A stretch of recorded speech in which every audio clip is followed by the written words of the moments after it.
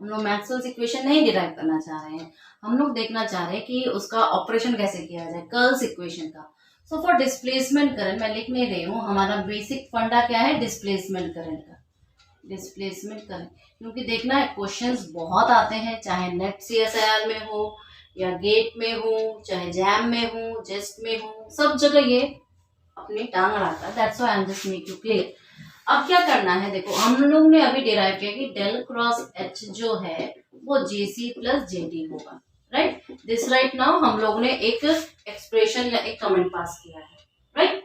तो अभी हम लोग क्या करना चाह रहे हैं, हम लोग को डाइवर्जेंस निकाला, डाइवर्जेंस ऑन बोथ साइड्स, ठीक है। डाइवर्जेंस ऑन बोथ साइड्स तो क्या हो जाएगा, del dot del cross H, ठीक है। और इधर भी डेल डॉट JC हो जाएगा और प्लस इधर भी डेल डॉट JD हो जाएगा, क्योंकि because this equation will be equal to 0, so del dot del cross H equal to 0, so del dot JC plus del dot JD equal to 0। इसका मतलब क्या कि डेल डॉट JC बोलो equal to minus of del dot JD। एक ये आया हमारे पास, क्यों, because we have to make them satisfy, because we have to satisfy our identity, ठीक है। हमारी आइडेंटिटी को हमें क्या करना है, सेटिस्फाई करना है। इतना क्लियर है। अब एक कंटिन्यूटी इक्वेशन था, कंटिन्यूटी इक्वेशन क्या बोल रहा था, del dot J is equal to minus del of rho B by del t, ये था हमारा कंटिन्यूटी इक्वेशन, ठीक है। तो क्या मैं ये नहीं लिख सकती कि हमारे पास एक पॉइंट आएगा D का, ठीक है, और एक पॉइंट आता है E का। तुम लोग एक ऑलरेडी एक रिलेशनशिप जानते हो दैट एप्सिलॉन होता है इनके बीच की दो कड़ी को जोड़ने में, right. So tell me one thing कि क्या मैं इस JD को JC का नेगेटिव बोल रही हूँ, JD को JC का नेगेटिव बोल रही हूँ, तो क्या मैं ये नेगेटिव वाला जो यहाँ पे कंसेप्ट है, क्या मैं इसके लिए यूज नहीं कर सकती, कर सकती हूँ ना, कर सकती हूँ। So what I am trying to say कि यहाँ पर अगर सिंपल J लिखो, यहाँ पे अगर हम सिंपल J कर रहे हैं, ठीक है। So what I can write, tell me. हमें कुछ इक्विवेलेंट जैसा यहाँ पे करना है, हमें कुछ क्या करना है, इक्विवेलेंट जैसा यहाँ पे करना है। तो क्या मैं इसी इक्वेशन को आगे नहीं बढ़ा सकती, इस इक्वेशन को कैसे आगे बढ़ा, del of rho B by del t is equal to del by del t of del of D. कर सकते हैं कि नहीं बताओ, टेल मी, कर सकते हैं। या मैं इसको ऐसे भी लिख दूं अगर कि del dot del D by del t, अगर मैं इसको ऐसे लिख दूं तो टेल मी कोई दिक्कत तो नहीं है। तो कुल मिला के मेरा JD क्या आया, मेरा JD ये क्वांटिटी आई, यानी कि del D by del t. क्या नहीं आया ये क्वांटिटी मेरी, बताओ, हाँ तो आ गया ना हमारे पास, आ गया।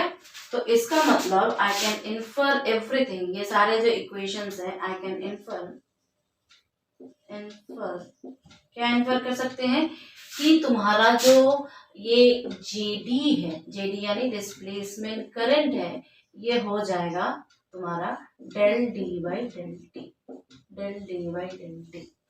क्या ये नहीं हो सकता, टेल में, क्या ये नहीं हो सकता।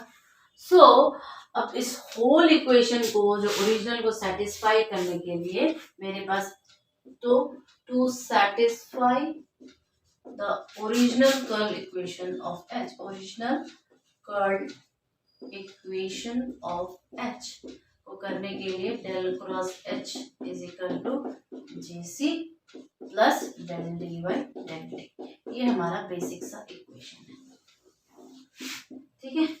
JC क्या है, कंडक्शन करंट डेंसिटी है, और ये एप्सिलॉन सिग्मा हो जाएगा, conductivity into E, conductivity into E, sorry what I am saying, sigma E हो जाएगा, और सिग्मा क्या है, कंडक्टिविटी है। क्या इतना सबको क्लियर है क्या इतना सबको क्लियर है? तो हम कह सकते हैं कि कैसे हमारा ये डिस्प्लेसमेंट करंट आया, डिस्प्लेसमेंट करंट की मूल जड़ क्या है, उद्गम स्थल क्या है, ओरिजिन पॉइंट क्या है, and I will say that this is the modified Ampere circuitual law for time varying fields. Is this clear? हम लोगों ने क्या किया? हमने कुछ नहीं किया, तुम्हें याद भी नहीं करना है, इसमें कुछ नहीं किया, बस ये है, ये हम लोगों ने पीछे से देख लिया था कैसे कैसे निकालेंगे। बस हमने यहाँ पे इम्पोर्टेंटली वेक्टर आइडेंटिटी को यूज किया है, दोनों को सेटिस्फाई करना है, क्योंकि हमारे पास कंटिन्यूटी इक्वेशन है, इसलिए हमारा डी निकला और डी हमारा ये निकला। इतना क्लियर है? अब जब ये निकला तो क्या हम लोग इसके आगे का पॉइंट नहीं कर सकते? कैन यू गेस कि इसके आगे के लिए हमें क्या जरूरत पड़ेगा? डिस्प्लेसमेंट, ये तो डी क्या हो गया हमारा? डिस्प्लेसमेंट करंट डेंसिटी हो गई ना, जेडी हमारा क्या हो गया? डिस्प्लेसमेंट करंट डेंसिटी हो गई। और डी क्या हो गया? इलेक्ट्रिक फील्ड है। ये क्या है? इलेक्ट्रिक फील्ड है। तो देखो एक चीज हमेशा याद रखना दैट इस क्वांटिटी को हम क्या लिखेंगे? J D, right? Displacement current density, displacement current density. जब ये डिस्प्लेसमेंट करंट डेंसिटी होगा सो सी इससे हम लोग बहुत सारी चीजें इन्फर कर सकते हैं।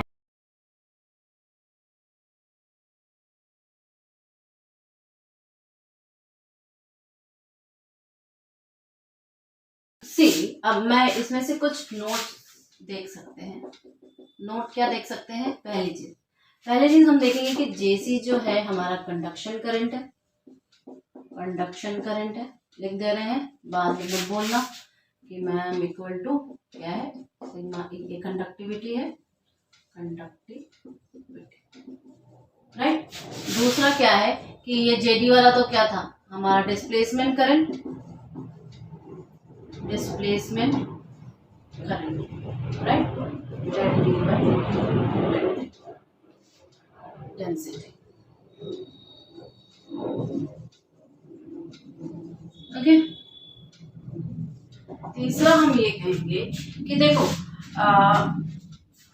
ये जो आपका होल है, ये जो है ना टाइम वेरिंग फील्ड्स के लिए है। सो एट लोअर फ्रीक्वेंसी जब होती है ना तो जेसी की वैल्यू ज्यादा होती है, ठीक है, लेकिन जेडी जो है कंपैरेबल लो होता है, कंपैरेबल नॉट पॉसिबल, ठीक है। तो जब नॉट पॉसिबल होता है तो नेग्लेक्टेड कर दिया जाता है, नेग्लेक्टेड। लेकिन जैसे ही हम हाई फ्रीक्वेंसी पर आते हैं, हाई फ्रीक्वेंसी जैसे कि रेडियो वेव्स पर आते हैं, तो क्या होता है कि JC and JD both are comparable, both values are comparable,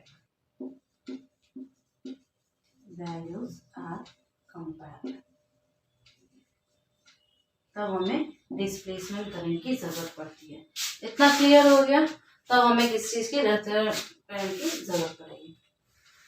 दूसरी चीज, हम कैसे इसको डिराइव कर सकते हैं? कैन यू टेल मी कैसे हम इस डिस्प्लेसमेंट करंट को डिराइव कर सकते हैं? डिस्प्लेसमेंट करंट, ये तो करंट डेंसिटी था, डिस्प्लेसमेंट करंट। जे का नॉर्मल फॉर्मूला क्या होता है? जे का normal formula current upon area, right? तो क्या हम इस चीज को यहाँ पे अप्लाई नहीं कर सकते? हमें क्या निकालना है? आईडी निकालना है। तो आईडी क्या हो जाएगा? जब हम क्लोज सरफेस लेंगे, जब हम क्या लेंगे? क्लोज सरफेस लेंगे, तो इस जेडी का क्या करेंगे? डीएस कर देंगे। Is this clear to you all? अब इस जेडी को पुट कर दो, तो जेडी को जब हम पुट करेंगे तो del D by del t dot DS close surface में। इज दिस क्लियर और नॉट? टेल मी, हो जाएगा ना? ठीक है, तो करंट हम लोग यहाँ पे डिस्प्लेसमेंट है और एक करंट है। अब हम एग्जांपल ले सकते हैं, अब हम इसका एग्जाम्पल लेने जा रहे हैं, डिस्प्लेसमेंट करंट का एग्जाम्पल। क्या हो जाएगा? कैपेसिटर। कैपेसिटर कब होगा?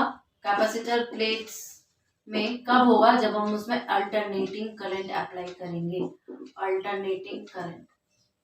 ठीक है, एक बार जब हम ऐसे सोचो करते हैं, ये एग्जाम्पल हर जगह अप्लाई होता है। तो अगर मैंने अपना ये सोचो कि एक कोई है आपका, ठीक है, सरफेस है, इस डायरेक्शन में करंट जा रही है, इस डायरेक्शन में एल जा रहा है, ठीक है, यहाँ पे कैपेसिटर्स लगे हुए हैं। ओके, एक तो हम ये कर सकते हैं, और एक अगर हम कुछ इस टाइप का लें, बलून नुमा शेप, ठीक है, तो मुझे बताओ ये जो सरफेस है ये इसके बीच में आ रही है बेटा, ये याद रखना, ये सरफेस इसके बीच में आ रही है। तो क्या मुझे इन दोनों केस में बताओ करंट क्या हो जाएगा? मतलब मैंने बोला कि अल्टरनेटिंग करंट अप्लाई करेंगे तभी तो ये सारी चीजें काम करेंगी, क्योंकि टाइम वेरिंग फील्ड्स चाहिए। टाइम वेरिंग फील्ड्स के लिए अल्टरनेटिंग करंट है। अल्टरनेटिंग करंट जब है तो मुझे ये बताओ कि एक तो मैंने ऐसे करंट को पास करवाया, ठीक है, और एक मैंने ऐसे करंट को पास करवाया, तो जो सिग्निफिकेंस आएगा, हम कैसे ये डिस्प्लेसमेंट करके सिग्निफिकेंस आया, वो एक्चुअली इसमें आया। क्यों आया इसमें? बिकॉज इसमें जब हम करंट लेंगे तो हमारा कंडक्शन करंट पूरा लॉजिकली बना रहा है, लेकिन जब हम इसके अराउंड ले रहे हैं, बलून शेप में ले रहे हैं, तो यहाँ पे करंट जाएगा ही, ठीक है, लेकिन ये तो इनके बीच में आ गया, बिना कांटेक्ट वाले रीजन में आ गया। जब ये बिना कांटेक्ट वाले रीजन में आ गया तो क्या यहाँ पर करंट है? कंडक्शन करंट होगा? नहीं, हमें यहाँ पे कोई भी कंडक्शन करंट नहीं मिलेगा। हमें यहाँ पे क्या मिलेगा? डिस्प्लेसमेंट करंट मिलेगा। हमें क्या मिलेगा? डिस्प्लेसमेंट करंट मिलेगा। ठीक है, तो ये जो बलून शेप्ड है, ये जो बलून शेप्ड है, balloon shape is passing between the capacitor, passing between the capacitor। कोई दिक्कत तो नहीं है यहाँ पर? इस दोनों डायग्राम, बस यही बेसिक सा डायग्राम है, इसमें कोई तामझाम नहीं है। इसको समझाने में टीचर बहुत टाइम लगवा, मतलब बहुत, जिससे कि थोड़ा बैकवर्ड भर जाए, कोई भरने की जरूरत, इसी में तो हो जाएगा। अब क्या भरना है? ये सिंपल सा है और ये सिंपल सा है। इसमें हमें देख के लग रहा है कि कैपेसिटर तो दूर है इससे और ये कितने हैं, कनेक्टेड ही है, तो इसमें तो पूरा तुम्हारा पुराना वाला लग सकता है, बट इसमें मॉडिफाइड वाला लगेगा। तो what I will calculate here, हम यहाँ पे अप्लाई करेंगे मॉडिफाइड फॉर्म। ठीक है, हम यहाँ पे क्या करेंगे? अप्लाई करेंगे मॉडिफाइड फॉर्म, और इस मॉडिफाइड फॉर्म में हम देखना चाहेंगे कि क्या है हमारा आपका मैक्सवेल्स का इक्वेशन, राइट? क्या होगा हमारा मैक्सवेल्स का इक्वेशन? तो I am applying what I am applying? I am applying modified version, modified of Circuitual law, right? तो सबसे पहले हम प्लेन वाले पे अगर अप्लाई करें, मतलब सोच लो कि हमने इसको बोल दिया फिगर 1 और इसको बोल दिया फिगर 2, राइट? जब हम इसको फिगर 1 पर अप्लाई करेंगे, अप्लाई इन फिगर 1 पर, तो क्या हो जाएगा? कर्ल सरफेस है, ठीक है, क्लोज सरफेस है हमारा। तो हमें क्या करना है? हमें H.dl लगाना है यहाँ। H.dl क्या कहेगा भाई, बताओ? कि हमारे पास जितने करंट है .ds कहेगा, और ये .ds क्या कहेगा कि जितना करंट हमारा इनक्लोज्ड है, करंट इनक्लोज्ड है, ठीक है। सो जब ये करंट इनक्लोज्ड यानी कि टोटल I कहेगा, ऊपर से जो जा रहा है, देखो ये I तो जा रहा है, ठीक है। तो जब ये क्वांटिटी आ गई तो अब हम क्या करेंगे? Current to the conductor. ये क्या है? हमारा फ्लैट है, फ्लैट सरफेस है, थोड़ा कंडक्टर, करंट थोड़ा कंडक्टर।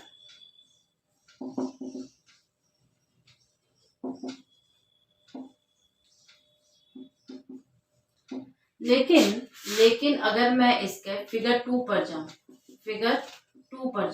तो कोई मुझे बताएगा फिगर 2 पे क्या हो जाएगा? वही चीज हम अप्लाई करेंगे L.dl। तो मुझे ये बताओ कि यहाँ पर क्या केस आ जाएगा?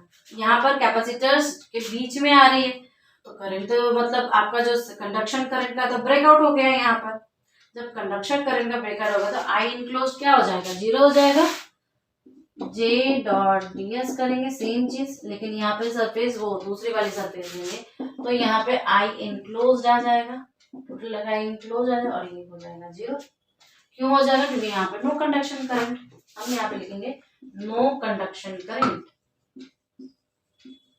No conduction current between the capacitor plate. अब मेरा तो वही चीजें इनवैलिड हो गई, मेरी चीज तो इनवैलिड हो गई। तो यहाँ पे क्या आएगा, यहाँ पर एक्चुअली आएगा मेरा JD जो कि डिस्प्लेसमेंट करंट होगा, ठीक है, जो कि हमारा डिस्प्लेसमेंट करंट डेंसिटी होगा। इसका मतलब टोटल करंट क्या हो गया, टोटल करंट हमारा क्या हो जाएगा, दोनों का सम हो जाएगा। तो टोटल करंट जो होगा JC के वजह से होगा और JD के वजह से होगा, टोटल से। क्लियर है, ये तुम्हें हमेशा दिमाग में रखना है कि टोटल करंट जो होगा वो हमारा क्या हो जाएगा, दोनों का सम हो जाएगा। क्लियर है ना, ये डायग्राम क्लियर है मैथ्स। अब तुम कहीं भी, आई रिमेम्बर एक क्वेश्चन आया था ग्रिफिथ का, सेम टू सेम क्वेश्चन आया था या थोड़ा सा ही मॉडिफिकेशन था उसके वैल्यूज में, but the question was same. और ये आया था आपका CSIR नेट के पेपर में, रिसेंट वाला नहीं, इसके जस्ट पहले या 2 पहले वाले में, ठीक है। तो ये सोचो वहां तक पहुंच जाता है, जबकि ये IIT जैम वगैरह में भी आता है, बस ऐसा कंसेप्ट आपको थोड़ा सा फाइनलाइज करना पड़ेगा। क्लियर है, तो हम क्या निकाल सकते हैं, जब JD को भी प्लस कर सकते हैं सरफेस 2 के लिए, ठीक है। तो सरफेस 2 के लिए हमारा क्या हो जाएगा, चार्ज जितना कंटेन करेगा कैपेसिटर में, चार्ज जितना कंटेन करेगा कैपेसिटर में, जब चार्ज कंटेन करेगा, देखो मैं 1 को तो मिटा रही हूँ, 1 की तो बहुत इजी है, 2 के लिए क्या हो जाएगा, देखो 2 के लिए क्या हो जाएगा, इतना तो क्लियर है ना कि ये चीज इनक्लोज, चार्ज इनक्लोज, तो कंडक्शन करंट क्या हो जाएगा, कंडक्शन करंट 0 हो जाएगा। तो हम फाइनली क्या कर सकते हैं कि जब हम H डॉट DL निकालेंगे, किसके लिए निकाल रहे हैं बताओ, टेल मी, L के, L जो तुम्हारा ये है, ये चीज L के लिए निकाल रहे हैं। तो यहाँ पर हम क्या लेंगे, दूसरी वाली सरफेस, बलून सरफेस लेंगे। जब हम बलून सरफेस लेंगे तो d/dt को बाहर निकाल दो, d/dt को बाहर निकाल दो तो क्या हो जाएगा बताओ, क्यों मैंने लिखा, क्योंकि ये इक्वल टू क्या है तुम्हारा, क्लोज सरफेस का जब लेंगे तो ये JD डॉट DS होगा, ठीक है। तो इसको हम कैसे लिखेंगे, ये JD को डेल d/dt निकालेंगे, तो d/dt को मैंने बाहर निकाला है और हम इसको कह सकते हैं कि हम ऐसे लिखेंगे, राइट, ये हम ऐसे लिख सकते हैं। इसका मतलब हम क्या लिख सकते हैं बताओ, इसका मतलब हम dq/dt लिख सकते हैं, इक्वल टू क्या लिखेंगे, I लिखेंगे कि क्यों लिखेंगे कि J लिखेंगे, I लिखेंगे, राइट। ये क्या हुआ, चार्ज का टाइम डेरिवेटिव, चार्ज का टाइम डेरिवेटिव करंट होता है। Is this clear, is this clear ना। और जब ये क्लियर है तो कंडक्शन करंट और डिस्प्लेसमेंट करंट भी आपको क्लियर हो जाएगा। अब देखो, अब इसको थोड़ा सा क्वेश्चन प्रैक्टिस करो, I hope I will post some of the questions जिससे कि आपको हेल्प मिले। और रील्स में लगातार मैं ना क्वेश्चंस देती रहती हूँ, तो इलेक्ट्रोडायनामिक्स से क्वेश्चंस रील से देख लिया करो, क्लास और ये दोनों अलग अलग रह जाए। इज दिस क्लियर, कहाँ से आया, कैसे तोड़ मरोड़ कर सकते हैं। I hope you getting interest. देखो इलेक्ट्रोडायनामिक्स लिटरली बहुत इंटरेस्टिंग सब्जेक्ट है, जैसे आपको क्वांटम में अच्छा लगता है ना, क्वांटम में कैलकुलेशंस वगैरह, पोटेंशियल्स वगैरह लिखने, कैलकुलेट करना अच्छा लगता है, उसी तरह इलेक्ट्रोडायनामिक्स का है। इसको भी करो तो करते जाओगे ना, अच्छा लगेगा, इंटरेस्ट आएगा, फिर आपको और कुछ अच्छा नहीं लगेगा, ठीक है। सो आगे बढ़े, इतना क्लियर हो गया ना सबको।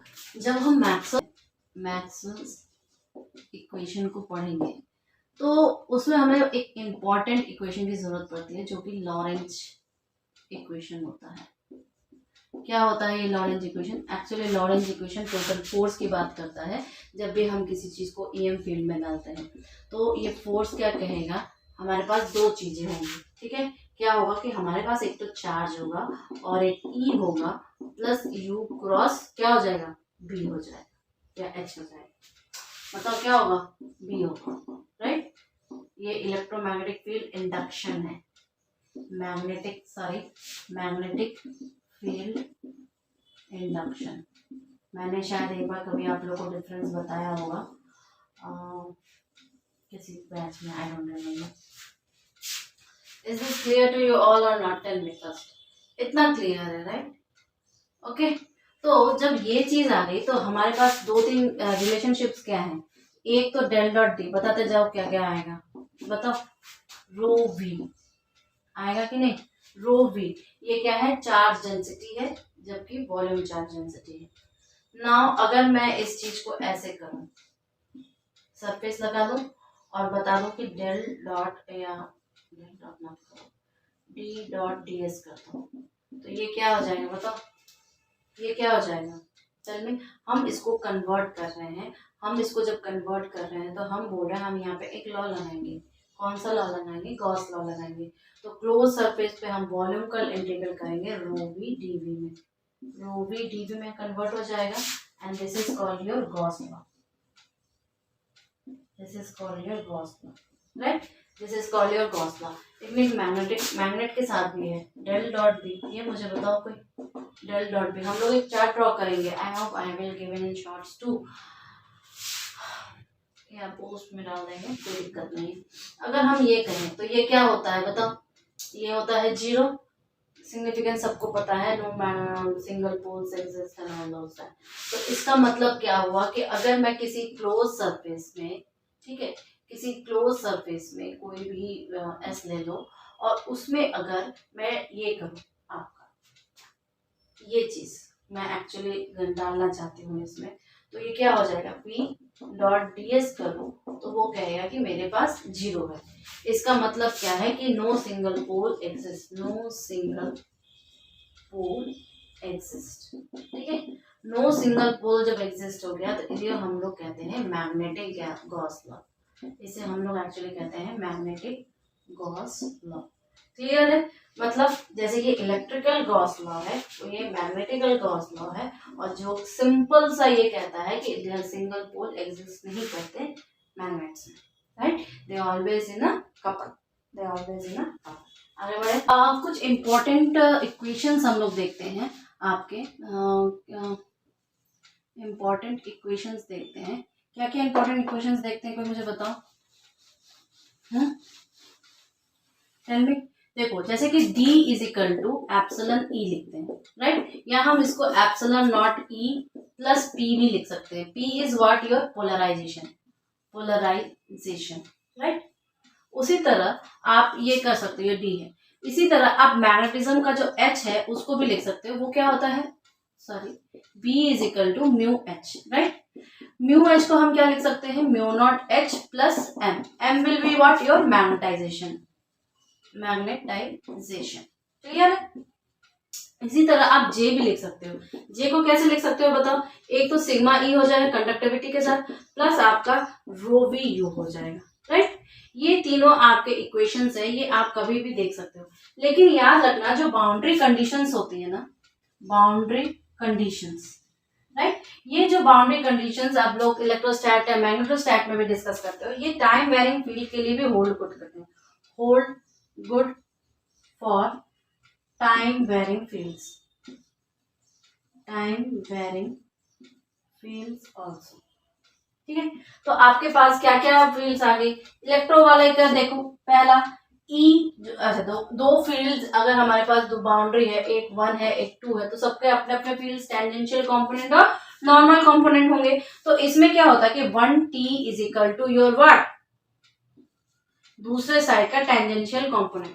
लेकिन इसी को अगर मैं आपका एक वेक्टर फॉर्म में लिखना चाहूँ तो हम क्या लिख सकते हैं? E1 माइनस E2, ठीक है, और क्रॉस प्रोडक्ट क्या हो जाएगा इसके सरफेस से? AN12 is equal to 0। Clear है ना? इसी तरह ये आपका फील्ड हुआ इलेक्ट्रिक वाले का। अब मैग्नेट पर आ जाओ, तो मैग्नेट का हम जानते हैं कि ये टेंजेंशियल कंपोनेंट वाला क्या देता है? 2T is equal to your K. K is your what? Surface current, surface current। लेकिन इसको अगर हम वेक्टर फॉर्म में लिखना चाहें तो बताओ मुझे कैसे लिखेंगे? एनीबॉडी? तो सेम चीज है, 1 minus H2 cross your AN12 is equal to K। Is equal to K. लेकिन एक डिस्प्लेसमेंट करंट के साथ भी होता है, डिस्प्लेसमेंट करंट वाला क्या आ जाता है, डॉट प्रोडक्ट आ जाता है, याद रखना। तो डी ये 1n होगा और डी 2n होगा, लेकिन बराबर किसके हो जाएगा, रो के। किसके हो जाएगा, रो वी के। तो यहाँ पर हम क्या, अगर वेक्टर फॉर्म में लिखना हो तो क्या लिखेंगे, d1 माइनस d2 डॉट हो जाएगा a12 is equal to rho V. Clear है ना। इसी तरह यहाँ पर बी वाला क्या है, 1n माइनस अरे 2n क्या हो जाएगा, इक्वल टू 0।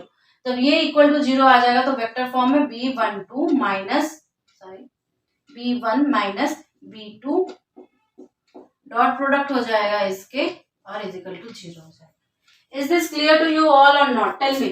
क्या कोई मैंने रॉकेट साइंस बता दिया क्या इसमें, नहीं बताया ना, रॉकेट साइंस नहीं बताया ना, ठीक है। चलो नेक्स्ट हम ये कहेंगे कि देखो ये तो आपका हो गया बाउंड्री कंडीशंस जो होल्ड करेगा आपके इसके लिए भी। लेकिन जब आप इस ईएम फील्ड को डिस्कस करोगे ना, तो ईएम फील्ड को डिस्कस करते समय हमारे पास दो चीजें बहुत इंपॉर्टेंटली कॉमन आएंगी। पता है क्या क्या कॉमन आएगा, हमारे पास दो टाइप के मटेरियल्स।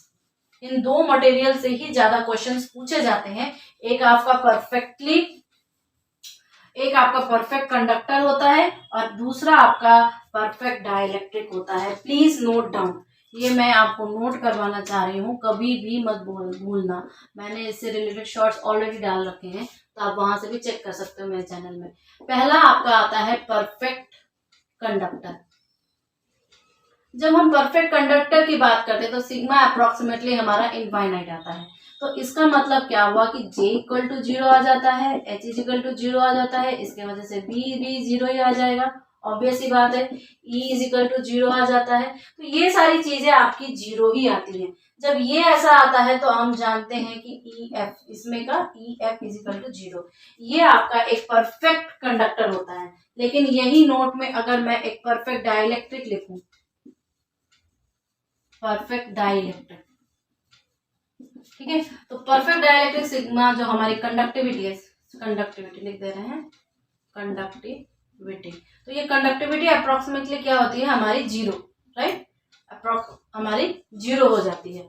तो इसके वजह से जो हमारा K आएगा, K यानी सरफेस करंट, वो क्या हो जाएगा, 0 हो जाएगा। K हमारा क्या है, सरफेस करंट। अगर मैग्नेटिज्म पढ़ रहे थे तो different types of surface current discuss कर रहे थे, तो के हमारा क्या है, सरफेस करंट है। Is this clear. एक बच्चे ने मुझसे बोला, शायद उसने कोई बुक पढ़ी थी, उस बुक में उसको ये चीज देखने को मिला, उसमें उसको ये चीज देखने को मिला। ना ही सेजवी मैम क्या ये बुक गलत है, because it's a good standard book. देखिए आप पैराग्राफ नहीं पढ़ते हो, आप सीधे क्वेश्चंस, आप सीधे एक्सप्रेशंस पे आते हो। एक्चुअली कुछ बुक्स में क्या दिया हुआ है, जैसे रो वी हम लोग इलेक्ट्रिक वाले में देखते हैं ना, वॉल्यूम डेंसिटी, उसी तरह इसने क्या बोला है कि रो एम जो है ये भी एक डेंसिटी है, ठीक है, लेकिन मैग्नेटिज्म में। लेकिन ये क्या होती है, ये एक्चुअली 0 होती है। तो इसने डायरेक्टली एक एनालॉग, ये एनालॉग है बेटा, एनालॉग है, ठीक है, एनालॉगली कुछ लिखा है इसने। तो अप्रोक्सीमेट ये होता तो यही है, बस उसने ये लिख दिया क्योंकि उसने ये बोला है कि ये इक्वल टू 0 होता है। बिल्कुल भी गलत नहीं है। किसी किसी बुक में आप ये भी देखोगे, जैसे हम लोग करंट डेंसिटी J लेते हैं इलेक्ट्रिक वाले में, उसी तरह मैग्नेट वाले में किसी ने ऐसे लिख दिया डेंसिटी के तौर पे, ठीक है। तो it is just making them analog, जिससे कि आपको समझने में इजी हो करंट और मैग्नेट को पैरेलली। क्लियर है इतना। नेक्स्ट में देखो हम लोग एक्चुअली क्या होता है कि आजकल CSIR नेट बोल दो या गेट बोल दो या आपके जैम का जस्ट बोल दो, TFR बोल दो, या you will say the RPSC का जो असिस्टेंट प्रोफेसर वगैरह है, फर्स्ट ग्रेड है, इसमें क्या किया उन लोगों ने, ट्विस्ट किया है, ठीक है। Twist in the sense what, वो कभी भी इलेक्ट्रोमैग्नेटिक वेव्स को सीधे इक्वेशन के तौर पे कंपैरेबल करके डिफरेंट पैरामीटर्स W वगैरह निकाल लो, ये ऐसा नहीं करते हैं। आजकल ये क्या कर रहे हैं कि उसका जो इक्वेशन दे रहे हैं वो थोड़ा ट्विस्टेड फॉर्म में दे रहे हैं, जैसे लाइक फेजर डायग्राम, ठीक है। फेजर्स का इजी होता है, पर अगर आपको फेजर्स आ गया अच्छे से एनालाइज करने तो it is not problematic for you. So I just thought take one class for that phasors only. Separately हम लोग उसमें फेजर्स को डिस्कस करेंगे, कैसे पोलर कोऑर्डिनेट्स को मैनिपुलेट करते हैं, कैसे हम उसमें अपने मैक्सवेल्स इक्वेशंस को यूज करते हैं, so that it is very easy to attempt your competitive exams. Okay.